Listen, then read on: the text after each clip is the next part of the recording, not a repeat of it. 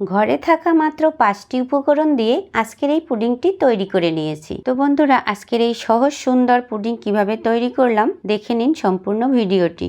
Pudding বানানোর জন্য প্রথমে আমি ক্যারামেল তৈরি করে নেব। চুলায় কড়াই বসিয়ে এতে আমি 4 চামচ পরিমাণ চিনি দিয়ে দিলাম। চিনির মধ্যে হাফ কাপ পরিমাণ জল দিয়ে দিতে হবে। এবার একদম লো আছে চিনিটা গলিয়ে ক্যারামেল তৈরি করে নিতে হবে। দেখুন বন্ধুরা, শুরুতেই ক্যারামেল তৈরি করার কালারটা কিন্তু খুব সুন্দর এসেছিল, কিন্তু দুঃখের বিষয় চুলার উপর কিছু সময় বেশি রাখার কারণে ক্যারামেলটা যৌথ হয়ে যায়। তো বন্ধুরা, আপনাদের যদি এইরকম হয়ে থাকে সাথে সাথে বাটির মধ্যে অল্প কিছু জল দিয়ে আবারও চুলায় বসিয়ে দিন, তারপরে পাতলা করে ক্যারামেলটা আবারও তৈরি করে নিন।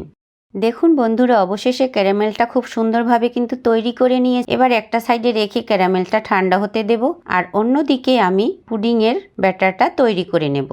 পুডিং তৈরি করার জন্য এখানে আমি 3টা সবরি কলা আর একটা ডিম নিয়েছি।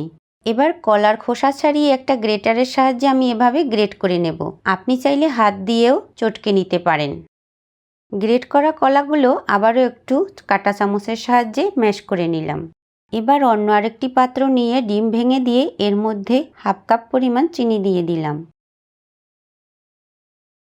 এবার ডিম আর চিনি একটা হ্যান্ডউইচ দিয়ে খুব ভালো করে গলিয়ে নেব। চিনি যতক্ষণ না পর্যন্ত গলে যায় ততক্ষণ পর্যন্ত ভালোভাবে মিশিয়ে নিতে হবে। ডিম আর চিনি ভালোভাবে গলে গেলে এর মধ্যে কলা দিয়ে ভালো করে মেশাতে হবে। এই সব কিছু ভালো করে মেশানো হয়ে গেছে। এবার এর মধ্যে দিয়ে দেব দুধ। এখানে আমি গুঁড়ো দুধ জলে গুলিয়ে ফুটিয়ে ভালো করে ঘন করে নিয়েছি, আর এই 1 কাপ দুধ দিয়েই আমি আজকের এই পুডিংটা তৈরি করে নেব। এরপরে দিয়ে দিচ্ছি 1 চামচ পরিমাণ কর্নফ্লাওয়ার। কর্নফ্লাওয়ারটা দিতেই হবে। যদি আপনার হাতের কাছে কর্নফ্লাওয়ার না থাকে সেক্ষেত্রে 1 চামচ পরিমাণ ময়দা দিয়ে দিতে পারেন, অথবা 1 চামচ পরিমাণ অ্যারারুট দিয়ে দিতে পারেন। কর্নফ্লাওয়ার দেওয়ার কারণে পুডিংটা খুব সুন্দরভাবে ভিতর থেকে সফট হবে, ভেঙে যাবে না, ফেটেও যাবে না, আর খুব ভালোভাবে সেট হয়ে যাবে। ডিম, দুধ, কলা, চিনি খুব ভালো করে মিশিয়ে নেওয়ার পরে দিয়ে দিচ্ছি এর মধ্যে কয়েকটা বিস্কুট। আমি যেহেতু বিস্কিট দিয়েছি তাই আমি এখানে কোনো ধরনের ভ্যানিলা এসেন্স দেব না, আর এর পরিবর্তে একটু এলাচের গুঁড়াও দেওয়া যেতে পারে। এতে করে ডিমের আষ্টে গন্ধ চলে যাবে। দেখুন বন্ধুরা, আমি একটা হ্যান্ডউইচ দিয়েই কিন্তু সবকিছু ভালোভাবে মিশিয়ে নিয়েছি। এবার অন্য আর একটা ছাঁকনিতে ঢেলে সমস্ত ব্যাটারটা এভাবে ছেঁকে নেব। এতে করে আঁশ এবং দানা দানা থাকবে না। দেখুন, ছেঁকে নেওয়ার পরে খুব সুন্দর ফ্রেশ একটা ব্যাটার পেয়ে গেলাম। ব্যাটারটা খুব ভালোভাবে মিশিয়ে নেব। এবার এই বাটির মধ্যে ক্যারামেলের উপরে ব্যাটারটা ঢেলে দিতে হবে। ব্যাটার ঢেলে নিয়ে তারপরে একটু ভালোভাবে এভাবে ট্যাপ করে দিতে হবে। এতে করে ভিতর থেকে বাবলস হবে না, খুব সুন্দরভাবে সেট হবে। আজকের আমি প্রথমবার ট্রাই করেছি তাই অল্প করে করলাম। এবার সরাসরি চুলে একটা কড়াই বসিয়ে এর মধ্যে একটা স্ট্যান্ড বসিয়ে দিলাম। তারপরে কড়ার মধ্যে কিছুটা জল দিয়ে দিলাম। পুডিংয়ের বাটির 4 ভাগের 1 ভাগ জল দিতে হবে। এবার একটা ঢাকা দিয়ে হাই হিটে জল গরম করে নিতে হবে। জল গরম হয়ে গেছে। এবার এর উপরে বাটিটা বসিয়ে দেব। বাটির উপরে একটা থালা দিয়ে আমি ঢাকা চাপা দিয়ে দিলাম। এটা খুব ভালোভাবে সেট হয়েছে। আপনার কাছে যেটা ভালোভাবে সেট হবে তাই দিয়ে দিবেন। থালার উপরে আরো একটা ঢাকা দিয়ে ঢেকে দিলাম। এবার 30 থেকে 35 মিনিটের মতো বেক করে নেব। এই পর্যায়ে চুলার তাপমাত্রা একদম মিডিয়াম রেখে পুডিং তৈরি করতে হবে। খুব বেশি জোরে জাল দিলে কিন্তু পুডিং নিচ থেকে পুড়ে যাবে।